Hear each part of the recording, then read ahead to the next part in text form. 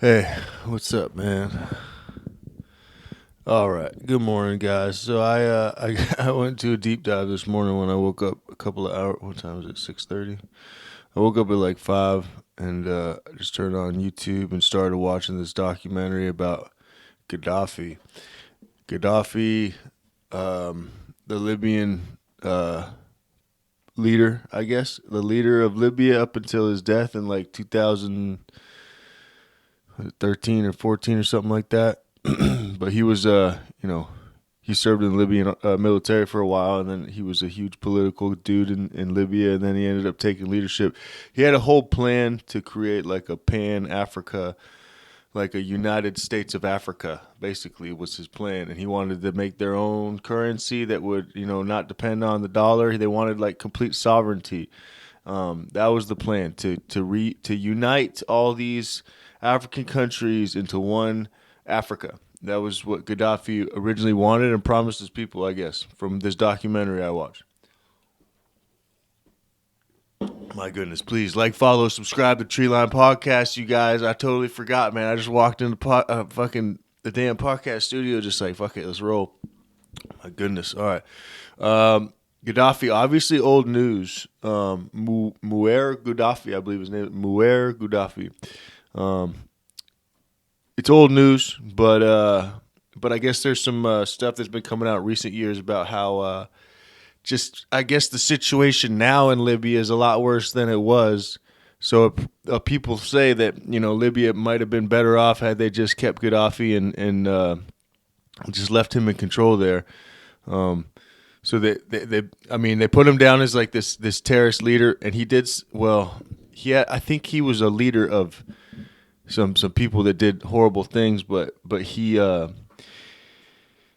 always denied it. There was two specific flights that were targeted. One of which is considered like the UK's biggest terrorist attack in history, and it was like a Pan Am flight that was shot out of the sky by Libya by Gaddafi's regime, I guess. But Gaddafi has always denied this and never. Excuse me, I got a burp coming. I know I do, but he's always denied it up until and even there it is. Even yo, oh my God, I'm hiding the Celsius, you guys. I'm trying to make money with Celsius, dude. Let's go. All right. Uh, so where was I? Yeah. So there was two flights of which they came out of the sky. The second flight had a bunch of almost 50 something French natives on it. So France blamed Libya almost instantly for that flight coming out of the sky, and instantly Gaddafi again just completely denied everything. And then later years, Gaddafi agreed to pay a 107 100. I'm having a hard time talking this morning. I might stutter a little bit. I'm still waking up, I guess. But 170 million dollar package to the living victims of the plane crash, the Pan Am crash in the UK. In the UK, yeah. Um, when I say living victims, I'm talking about like the families of the victims that died in the crash. There was no survivors. Everybody died in that plane crash. It was like almost like 180, I think, total deaths. It was horrible. It was plane crash. Plane crashes are horrible, but this one was a commercial civilian flight that was shot out of the sky, and it was accredited to Gaddafi's Libyan regime, his regime. So, anyways, so I guess he had dreams for Libya. He had dreams. He wanted to be a sovereign nation. He wanted to be his own United States of Africa, and they were going to have their own Pan Africa. He got this idea from, I guess, the Egyptian leader, in which they ended up breaking ties. Something Davat or whatever his name is. Avat, I forgot. I don't know. That's another leader. Anyways, that was like someone he looked up to, the Egyptian leader at the time, but they ended up parting ways and not being friends anymore. And then that dude ended up dying. I don't know. There's a lot of death in politics. And then, so Gaddafi gives this speech, and he says some things. He says some things that stood out to me because there's things that he says that just get yelled at you in boot camp. And the Marine Corps is like house to house, street to street. Quezon and or Way City, stuff like that. The Vietnam situations that happened and how that they're I guess what they were saying, the house to house, street to street stuff. He said this same terminology in this speech, but he also said some things like if you like oppose the regime, like there will be bloodshed and stuff. So he made a huge threat, and I guess it got out, like the video, like it was obviously a political speech. It got out, to the world, and the whole world saw it, and the United Nations took it pretty freaking serious. Well, they paint the picture that they took it serious. Now, this is where it gets interesting because I guess in recent years, people are saying that a lot of there wasn't as much violence, okay, which any violence against civilians, any violence is just bad, right?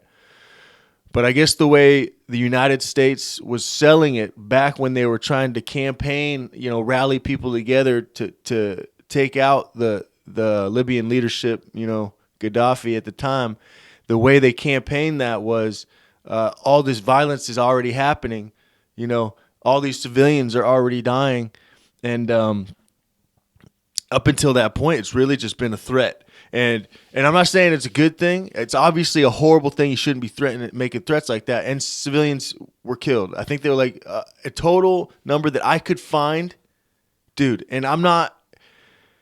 And I looked, man. I even asked like ChatGPT because I couldn't even find a solid number because it's really hard to find an exact number of civilian killed in this revolution that he led.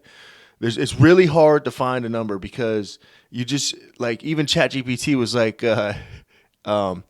it's hard to say the exact number, but it's determined that there are thousands. And I couldn't find even 1,000 confirmed on the internet. So I don't know if ChatGPT is ran. Obviously it probably is filtered through some kind of political thing or whatever. So it dresses things up and makes it pretty for the American people to read it. I get it, but Gaddafi, dude, like the way he was dressed up to be this almost monstrous kind of like just killing all these innocent people. I don't know if that was the case.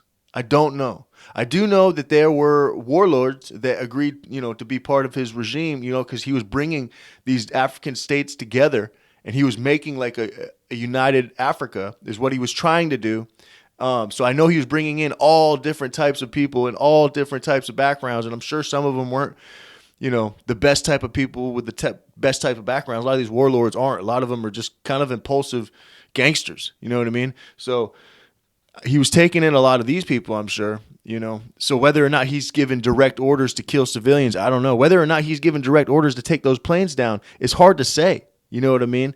Because the people that follow him are kind of just gangsters and thugs. So like they're probably making a lot of decisions on their own, and he just kind of bears the backlash. But I'm not saying it doesn't make it right. He's a leader of them. You know what I mean? You're the face of your fucking regime, bro. Like you are the face of it. Like he's got to bow down and take some of that heat. And I don't know if he did or whatever. All I know is that he was pretty much campaigned against by the United Nations and painted in a very bad light. And that light we're learning now might not be the light might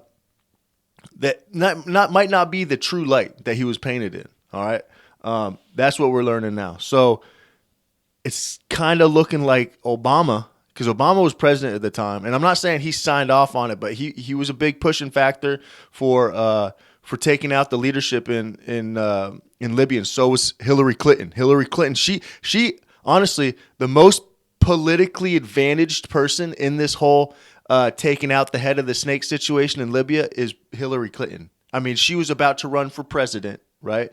And she needed something to like slingshot her ass to the fucking forefront. You know what I mean?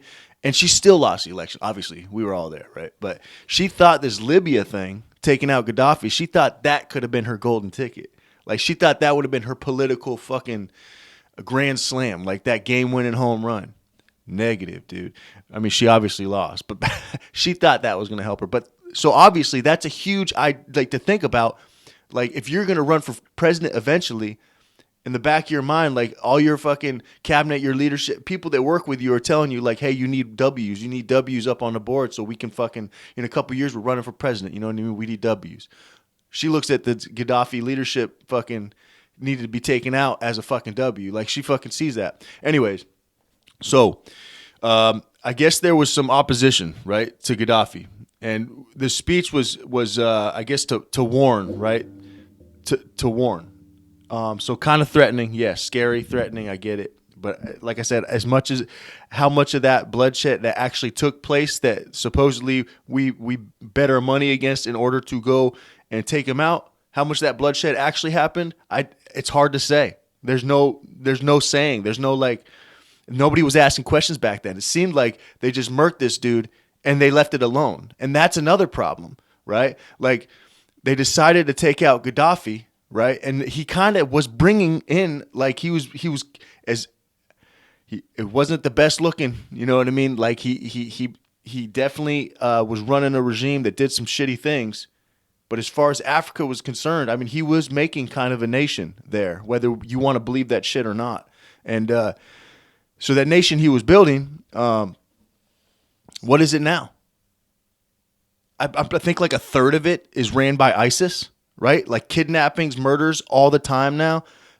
Since his death, there's been like 1.3, like a hike in like 1.3 million people have been fucking are living in, I don't know, like, what was that? 1.3 million statistic. I think it was like 1.3 million. I don't want to give you guys the wrong statistic. God damn it. Now I said the number. I got to find it. All right.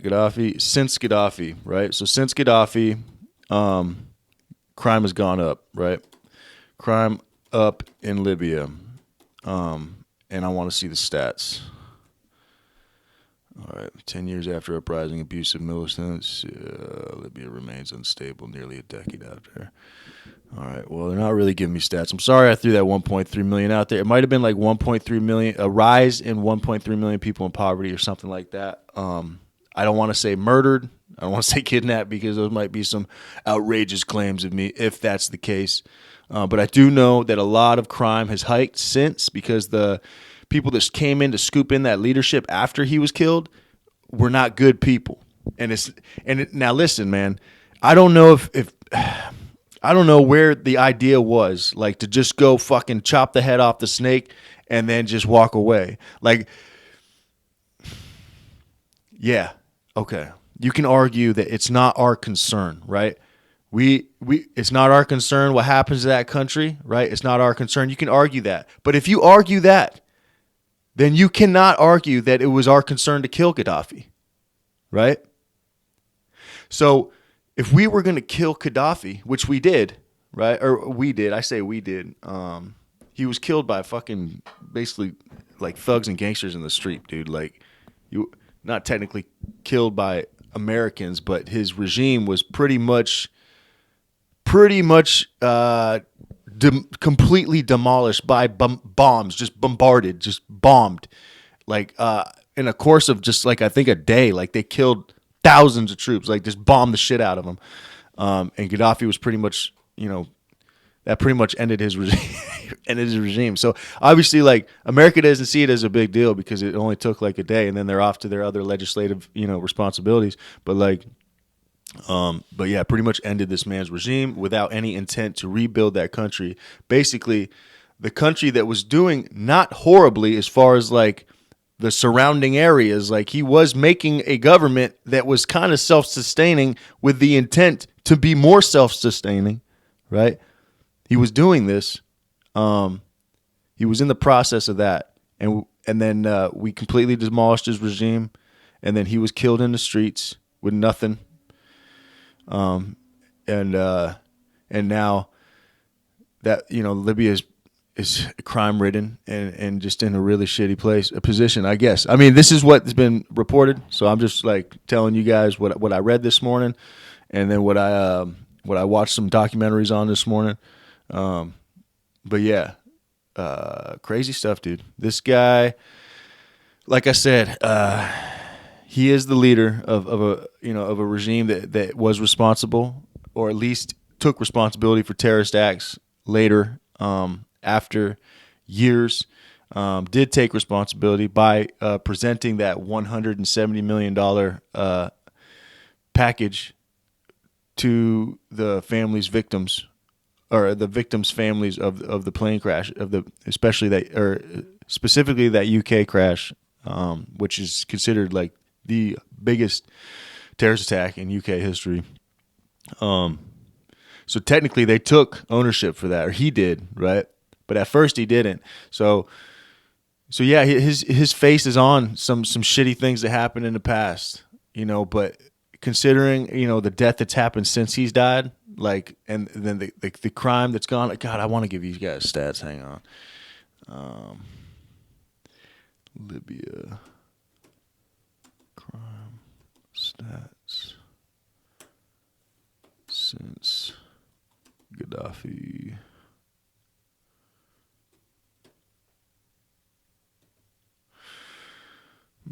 A decade after, excuse my fucking, I can't read. A decade after the overthrow of Muammar Gaddafi, justice has yet to be delivered to victims of war crimes and serious human rights violations, including unlawful killings and forced disappearances, torture, forced displacements, and abductions committed by militias and armed groups, Amnesty International said today. Okay, dude, so, like, it's still, like, going, I mean, I get it. They should not be forgotten, the victims of some of the horrific acts that he was the face of, man. I mean, he was the face of that regime. But I'm trying to look for the stats of the crimes since Gaddafi. 2 days ago, 55 people killed. Libya fighting. Libya formally requests release of hunger-striking Gaddafi. Son from Lebanese, I don't know, something about Libya remains unstable nearly a decade after Gaddafi. Here we go. All right, NPR's Lulu Garcia Navarro talks about Professor, whatever, knew that is. It's been nearly a decade since the U.S.-backed ousting. What the, yo, these people writing articles, man. Do you think that, like, you're writing articles back in the 1700s, bro? Who? Outsing? Dude? Who the fuck? What's outsing, man? Dude, who are you writing papers for? Who are you writing articles for? I'm the average human. I'm the average American, and I'm getting pissed off at your fucking article, Lulu Garcia Navarro. All right? Fucking do better, man. Don't use stupid words that nobody fucking knows. Outsing. Fucking, what the fuck, dude? Come on, man. That like angers me inside. Like, come on, man. Oh man. All right. Well, I'm not gonna read your article because, God, Lulu, I'm not reading your article for NPR. It's because you use words like outsing. What's NPR? Was that like nonprofit radio or something? What do you think? People listening to nonprofit radio? You think that they fucking know what outsing means? What do you think? They're out fencing with their swords and they're outsing together? Come on, man. The fuck, dude? Outsing. God, man. War crimes likely committed since 2006. Yo, Libya has just been in a freaking war-torn state since, man, supposedly. So people are arguing, okay? And I'm going to end this here because Lulu's about to get it. All right? Yeah, so since we took him out of leadership,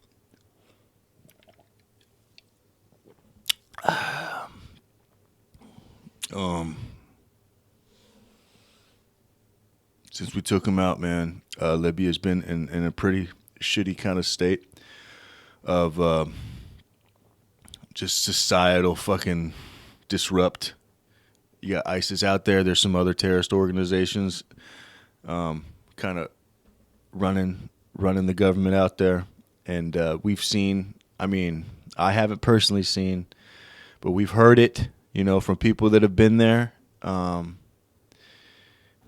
Check out Sean Ryan podcast. What was the name of that kid? Sean Ryan podcast. I'm going to get you this one too.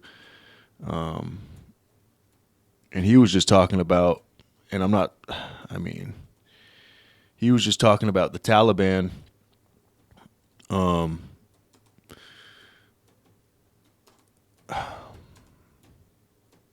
This kid, what's his name? He was a Marine corporal, and he was a sniper. Yeah, this kid right here. Yeah, this kid, he was a sniper, and he got blown up in that incident at the Afghan airport. Was it Kandahar during the withdrawal? Yep. His name was, excuse me, I'm just burping in. Marine gunman. What the hell, dude? Tyler Vargas Andrews.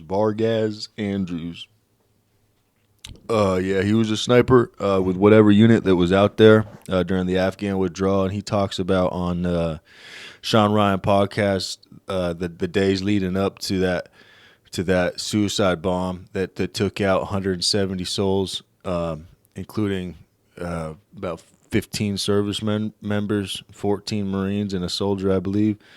And then he lost an arm and a leg as well.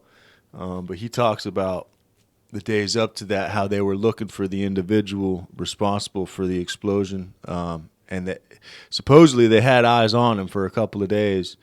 And they were just jumping through hoops trying to get the green light to pull the trigger on this dude, and never got it. The leadership out there in the Afghan withdrawal they just fucking pussies, I guess. They didn't want conflict. I guess even fucking had Marines and Taliban working along side by side at the gates to the airport at Kandahar.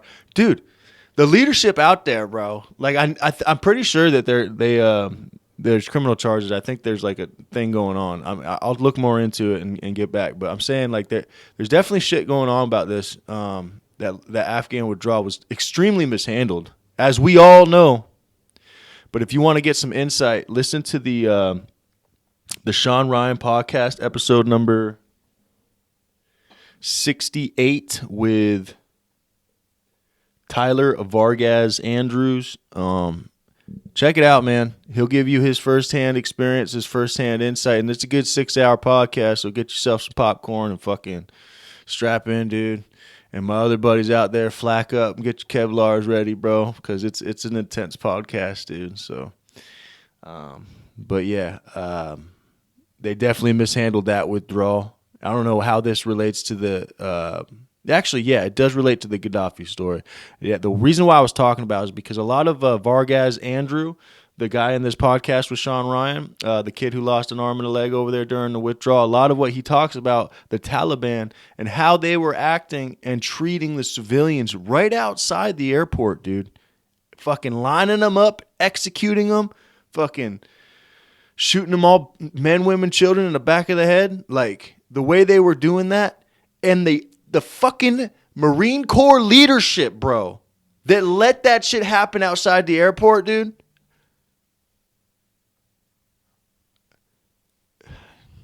Like, what the fuck kind of red tape is it, dude? Like, how can any man sit back and watch that? And this kid talks about how he watched like 50 of them live in real time. And it's just, it's unreal. It's fucking unreal, man. But those are the kind of people that are performing crimes and terrorist acts in Libya, dude. And that's just the Taliban. The ISIS, supposedly ISIS is fucking worse than Taliban, dude. And I don't know how much worse you can be than executing civilians. But the ISIS, yeah, they'll put you in a cage and light you on fire in the middle of the town square. So yeah, I guess there's a little, you can be a little worse, I guess. I don't know. They all sound pretty fucking bad to me. But those are the motherfuckers that are fucking in Libya right now. Those fucking warlords. So like, was Libya better then with Gaddafi, or is it better off now? Like, what do you think? Even Obama came back years later saying, Obama said this, not even me. Obama said years later that killing Gaddafi was the worst mistake he ever made in his presidency. So I'm not just accusing this motherfucker, dude. Like, I'm not against Obama. I'm not really political, dude. I'm not. But let's be real, dude. Like, they pulled the trigger on that motherfucker quick because they wanted to get on to the next thing. And that's irresponsible and kind of, I mean, I'm not gonna accuse. Oh, okay, fuck it, dude. It's kind of murderous. You know what I'm saying? Like, if the government can just like get a couple people to sign a paper just to kill you. I mean, like, yeah, dude. Like Gaddafi. All right, he's responsible for some crazy things, but you all, as an international community, accepted his $170 million fucking resolution package. You accepted that, and you still murked him. So, like, kind of murderous. You know what I'm saying? America. Some of our leaderships are gangsters and thugs too, bro. Don't get it twisted. America's ran by gangsters and thugs. This whole world's fucking ran by gangsters and thugs. And if you think any different, man, you're living in, you know what? You're living in a state of delusion in which you probably, you know what? I don't want to mess that up for you. You stay right there, baby. You stay right there, and you stay comfortable and warm and just comfy and happy. You stay right there in that cushy environment. But the rest of us, yeah, dude, don't get it twisted, man. The leaders out there, they're gangsters and thugs, man. They're fucking gangsters, bro. All right, yeah, Treeline Podcast. I love you guys. This was a long one this morning. I think we got some shit across this morning. Definitely some historical facts. Definitely some Celsius. And I love you guys, man. Hey, Treeline Podcast. Like, follow, subscribe. Please tell your friends so they can like, follow, subscribe, and tell their friends. So we all have more friends, and that's the whole point of this, right? Because when I'm talking to this camera, I'm not talking to just this fucking camera. I'm talking to that dude that left a comment on my YouTube video yesterday, which I really appreciate, bro. That fucking touched me this morning when I read it. He left a comment. I'm not going to say his name, but you can go check. It's one of the videos. Not even a TikTok. It was one of the full-length videos, man. So I know some people are watching them, and it's fucking amazing. It's phenomenal. But he left a comment saying, it's like hanging out with his friends, man. He really liked it because it's like hanging out with his friends. Dude, bro, you are my friend, bro. I appreciate you, dog. Come back tomorrow. I'm going to keep fucking hanging out with you. Let's do it, man. Like, follow, subscribe. Tell your friends. I love you. Treeline Podcast. I'm out.